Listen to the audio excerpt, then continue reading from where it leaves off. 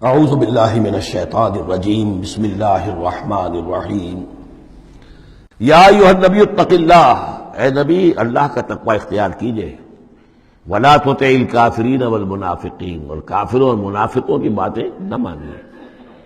میں آپ کو عرض کرتا اطاعت امر صرف حکم دینے کو نہیں کہتے بلکہ مشورے کو بھی کہتے ہیں، اور اطاعت صرف کسی کا حکم ماننے کو نہیں کہتے، کسی کی بات کو وزن دینا، توجہ سے سننا، یہ بھی اس میں شامل ہے۔ وَلَا تُطِعِ الْكَافِرِينَ وَالْمُنَافِقِينَ، آپ ان کافروں اور منافقین کی بات کا دھیان نہ کریں۔ ان اللہ کان علیما حکیما، یقیناً اللہ تعالی علیم ہے اور حکیم ہے۔ وَاتَّبِعْ مَا یوحیٰ اِلَیکَ مِن رَبِّکَ، اور پیروی کیجئے اس کی کہ جو آپ کی طرف، آپ کے رب کی طرف سے وحی کی جا رہی ہے۔ ان اللہ کان بما تعملون خبیرا، اور جو کچھ تم کرتے ہو اللہ اس سے واقف ہے۔ وتوکل علی اللہ، اور اللہ پر توکل کیجئے۔ وکفیٰ باللہ وکیلا، اور اللہ ہے کافی ہے آپ کے توکل کے لیے، آپ کے لیے سہارا۔ یعنی یہ کہ آپ لوگوں کی جو پروپیگنڈا ہوگا اس کا اندیشہ ہے آپ کو، اس کا بالکل دھیان نہ کیجئے۔ ما جعل اللہ للرجل من قلبین فی جوفہ، اللہ تعالیٰ نے کسی انسان کے دل میں دو دل نہیں رکھے، کسی کے سینے میں، کسی کے پیٹ میں۔ یہاں پہ جوف جو ہے خالی جگہ کو کہتے ہیں، تو سینے کے اندر، کیونکہ یہ کیویٹی کہلاتی ہے، چیسٹ کیویٹی، اور پھر دوسری جو ہے ایبڈومینل کیویٹی ہے، تو اس میں دو دل نہیں رکھے ہیں، مطلب دل ایک ہی ہوتا ہے۔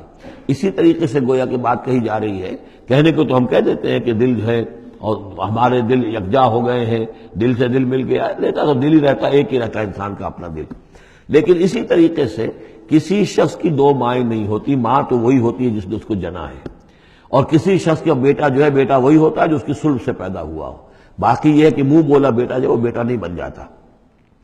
وما جعل ازواجکم اللہ، اور نہیں اللہ نے بنایا ہے تمہاری ان بیویوں کو، اللہ تظاہرون منہن، کہ جن سے تم زہار کر بیٹھتے ہو۔ یا زہار کا مضمون سورہ مجادلہ میں آئے گا۔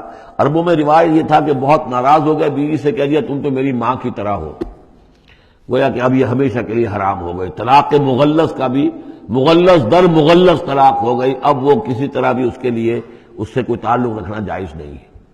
تو یہ زہار جو ہے ماں بنا دیا، کہہ دیا کہ ماں بن گئی، تو گویا کہ ماں بن گئی، لیکن اللہ تعالیٰ کے ہاں وہ ماں نہیں بنتی، ماں تو وہی ہے، جیسے کہ فرمایا وما جعل ازواجکم اللہ تظاہرون منہ امہاتہم، جن سے تم زہار کر بیٹھتے ہو، جنہیں تم یہ کہتے ہو کہ تم میری ماں کے مانند یا ماں کی پیٹھ کے مانند ہو میرے لیے، تو وہ اللہ تمہاری ماں نہیں بن جاتی۔ وما جعل ادعیاکم ابناءکم، نہ تمہارے منہ بولو بیٹوں کو اللہ تعالیٰ نے بیٹا بنایا ہے۔ ذالکم قولکم بافواہکم، یہ تو تمہاری منہ کی باتیں ہیں، منہ سے تم نے وہ جملہ کہہ دیا، تم تو میری ماں کی مانند ہو یا ماں کی پیٹھ کے مانند ہو، اور اسی طریقے سے کہہ دیا تم میرے بیٹے ہو، بیٹا تو وہی ہوگا۔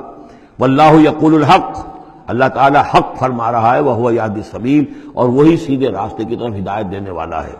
ادعوہم لآبائہم، لوگوں کو پکارا کرو ان کے باپوں کے ساتھ، باپوں کے نام کے ساتھ۔ چنانچہ یہ حکم ہے، اگر آپ نے کسی کو لے لیا ہے، کوئی اپنے بھتیجے کو، بھانجے کو، آپ کے ہاں اولاد نہیں ہے، تو بہت سے مسائل آ جاتے ہیں، لوگ کہتے ہیں کہ میں اپنا نام لکھوا دوں اس کے باپ کی جگہ تاکہ اس کو پتہ نہ چلے۔ چھوٹے سے بچے کو لے آئے تو اب وہ کیا کہے گا کہ یہ میرے اصل والدین نہیں ہیں، میرے والدین تو وہ تھے، بڑا ہو کر معلوم ہوگا۔ تو ایک یہ سمجھیے کہ سائیکولوجیکل شوق جو پہنچتا ہے، اس سے بچانے کے لیے بعض لوگ سوچتے ہیں کہ ہم اپنا ہی نام درج کروا دیں وہاں پر، اور اس کا نام ولدیت اسی کی، لیکن نہیں، یہ حرام مطلق ہے۔ قرآن مجید کا یہ صاف حکم ہے، قول یہ ادعوہم لآبائہم، ان کو پکارو ان کے نام، ان کے باپوں کے نام کے حوالے سے۔ اسی لیے پہلے حضرت زید کو لوگ کہتے تھے زید ابن محمد، اس لیے کہ حضور نے انہیں اپنا بنایا ہوا تھا متبنہ اور منہ بولا بیٹا۔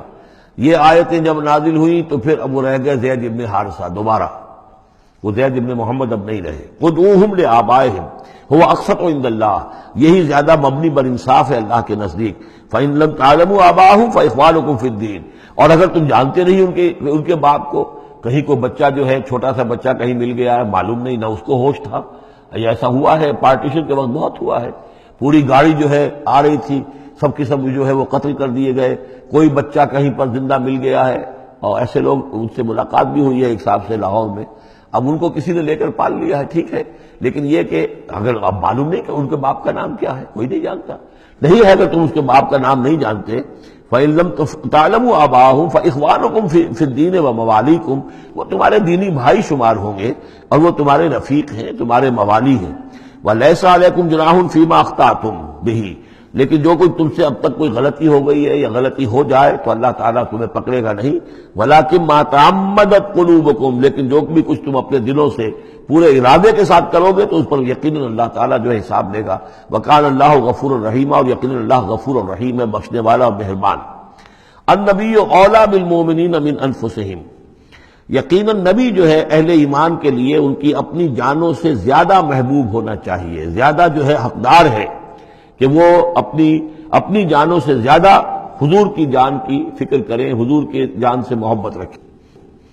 وَأَزْوَاجُهُ أُمَّهَاتُهُمْ، اس میں یہ ہے کہ یہاں پر یوں سمجھیے کہ گویا کہ محذوف یہ ہے کہ وَهُوَ أَبٌ لَهُمْ، یعنی حضور جو ہے رسول جو ہے وہ ان کے لیے بمنزلہ باپ ہے. اس کے لیے ایک حدیث بھی موجود ہے کہ میرا مقام تم سب کے والد کی حیثیت سے، جیسے کہ فرمایا گیا ازواجہ امہاتہم، ابھی آ رہا ہے کہ اس کی جو بیویاں ہیں نبی کی وہ تمام مسلمانوں کی مائیں ہیں. اسی لیے ہم ام المومنین حضرت عائشہ، ام المومنین حضرت خدیجہ الکبریٰ، ام المومنین حضرت صفیہ، تو یہ تمام جو ہیں صفیہ ہیں، تو یہ سب کی سب جو ہے ام المومنین ہیں. تو النبی اولیٰ بالمؤمنین من انفسہم وہو اب لہم، ان کے لیے باپ کے درجے میں ہے. بلکہ یہ کہ یہ بعض جو ابتدائی قاری تھے وہ تو اس کے ساتھ پڑھتے بھی تھے اس کو. وَأَزْوَاجُهُ أُمَّهَاتُهُمْ، اور اس کی بیویاں جو ہے وہ ان کی ماؤں کا درجہ رکھتی ہیں. وَأُولُو الْأَرْحَامِ بَعْضُهُمْ أَوْلَىٰ بِبَعْضٍ فِي کتاب اللہ. باقی یہ ہے کہ جو رحمی رشتے ہیں، جو سگے بہن بھائی ہیں، رحمی جن کے رشتے ہیں، وہ اللہ کی کتاب میں، شریعت میں وہ ایک دوسرے سے قریب تر ہیں. یہ الفاظ آ چکے ہیں سورہ انفال کی بھی آخری آیت کہ یہ اپنے بھائیوں کے ساتھ جو بھی بھلا سلوک کرو. انصاری اور مہاجر بھائی بن گئے تھے، انہوں نے اپنی زندگی میں اپنے گھر تقسیم کر دیے یا اپنی دکانیں تقسیم کر دی، وہ ٹھیک ہے. زندگی میں جو بھی تم چاہو، الا ان تفعلوا الی اولیاءکم، تم اپنے بندوں کے ساتھ جو خیر بھی کرنا چاہو اپنے بھائیوں اور دوستوں کے ساتھ کرو. لیکن وراثت میں ظاہر بات ہے منہ بولے بھائی کا کوئی حصہ نہیں، منہ بولا بیٹے کا کوئی حصہ نہیں. اور وہ جو بنا دیے گئے تھے انصاری اور مہاجر آپس میں بھائی، وہ بھائی چارہ جو ہے وہ بھی وراثت کے اندر نہیں چلے گا. وراثت جو ہے وہ تو جو اصل رحمی رشتے ہیں انہی میں ہے. وَأُولُو الْأَرْحَامِ بَعْضُهُمْ أَوْلَىٰ بِبَعْضٍ فِي کتاب اللہ مِنَ الْمُؤْمِنِينَ وَالْمُہَاجِرِينَ، اہل ایمان اور مہاجرین، ان سب کا معاملہ یہی ہے. إِلَّا أَن تَفْعَلُوا إِلَىٰ أَوْلِيَائِكُمْ مَعْرُوفًا، ہاں تم اپنے دوستوں کے ساتھ کوئی نیک سلوک کرو، بھلائی کرو، ان کو کچھ اپنے زندگی کے اندر تم اگر کچھ ہبہ کرنا چاہتے ہو ہبہ کر سکتے ہو. یہ سارے کام ہو سکتے ہیں، لیکن قانون اور شریعت اور وراثت اس میں ان کا کوئی حصہ نہیں. کان ذالک فی الکتاب مستورا، یہ تمام چیزیں جو ہے کتاب میں پہلے سے لکھی ہوئی ہیں. اس لیے بھی کہ یہ چیزیں جو آ چکی ہیں وہ تو یہ کہ تورات میں بھی ہوں گی، لیکن سورہ نساء میں بھی یہ باتیں آ چکی ہیں. اسی طریقے سے سورہ انفال میں بھی آ چکی ہیں. وَإِذْ أَخَذْنَا مِنَ النَّبِيِّينَ مِيثَاقَهُمْ، اور ذرا یاد کرو جب کہ ہم نے لیا تھا انبیاء سے ایک میثاق. یہ آل عمران میں ہم پڑھ چکے ہیں، 81 اور 82 نمبر 81 82 آیات ہیں یہ. اس میں ہم نے میثاق لیا تھا، میثاق النبیین، ومنک ومن نوح، آپ سے بھی لیا تھا اور نوح سے بھی لیا تھا، وابراہیم وموسیٰ وعیسیٰ ابن مریم، اور ابراہیم سے اور موسیٰ سے اور عیسیٰ ابن مریم سے، واخذنا منہم میثاقا غلیظا، اور ان سب سے ہم نے بڑا گہرا قول و قرار لیا تھا، میثاق لیا تھا. یہ ذکر ہو چکا ہے سورہ آل عمران میں. اور یہاں بھی نوٹ کیجئے، اگر ہم یہ نہ مانیں کہ یہ ارواح کا معاملہ ایک علیحدہ وجود ہے اور یہ پہلے پیدا کر دیے گئے تھے، تو میثاق کب لیا گیا؟ ان سب کو کیسے جمع کیا گیا؟ وہ تو ایک میثاق الست جو ہے تمام ارواح سے لیا گیا، الست بربکم. پھر ان میں سے جو وہ تھے جنہیں نبوت ملنے والی تھی، روح محمدی بھی موجود تھی اور روح ابراہیم بھی تھی، روح عیسیٰ بھی تھی، یہ ساری ارواح تھی. ان سے پھر ایک ایڈیشنل جو میثاق لیا گیا، وہ ظاہر بات ہے کہ جب تک کہ آپ روحانی وجود کا علیحدہ سے ہونا اس کو تسلیم نہیں کرتے تو قرآن مجید کے سارے مضامین جو ہیں پھر کہیں گے استعارہ ہے، تو استعارہ رہ جائے گا، پھر کوئی حقیقت ثابت نہیں رہے گی. لِيَسْأَلَ الصَّادِقِينَ عَنْ صِدْقِهِمْ، تاکہ اللہ تعالیٰ پوچھ لے سچوں سے ان کے سچ کے بارے میں. اور گویا کہ آگے محذوف ہے وَالْكَاذِبِينَ مِنْ كِذْبِهِمْ، اور جو جھوٹے ہیں ان سے ان کے جھوٹ کے بارے میں سوال کر لے، تاکہ اللہ تعالیٰ پوری طرح پوچھ گچھ کر لے سچوں سے ان کے سچ کے بارے میں. وَعَدَّ لِلْكَافِرِينَ عَذَابًا أَلِيمًا، اور یقیناً اس نے کافروں کے لیے ایک بہت دردناک عذاب تیار کیا ہوا ہے. یہ پہلا رکوع یہاں پر ختم ہو گیا، یہ 8 آیات کا ہے. اس کے بعد اب یہ مضمون چلے گا 2 رکوعوں کے بعد چل کر دوسرے تیسرے کے بعد چوتھے رکوع کے ساتھ. ابھی یہ صرف اس کی تمہید ہے کہ اے نبی آپ ان کافروں کا اور منافقین کا کوئی اسکینڈل بن جائے گا، کوئی یہ ہو جائے گا، کوئی وہ ہو جائے گا، اس کو اپنے ذہن سے بالکل نکال دیجئے، جو اللہ کا حکم ہے اس کے اوپر عمل کیجئے۔ آپ کے لیے وہ نکاح کرنے میں قطعاً کوئی قباحت نہیں ہے، اور اللہ تعالیٰ نے تو گویا کہ آپ کو حکم دے دیا، اس لیے کہ وہ آ جائے گا کہ ہم نے تو وہ شادی آپ کی کر دی ہے، ہمارے حکم سے یہ حضرت زینب کے ساتھ آپ کا نکاح جو ہے طے پا چکا ہے۔ صدق اللہ العظیم۔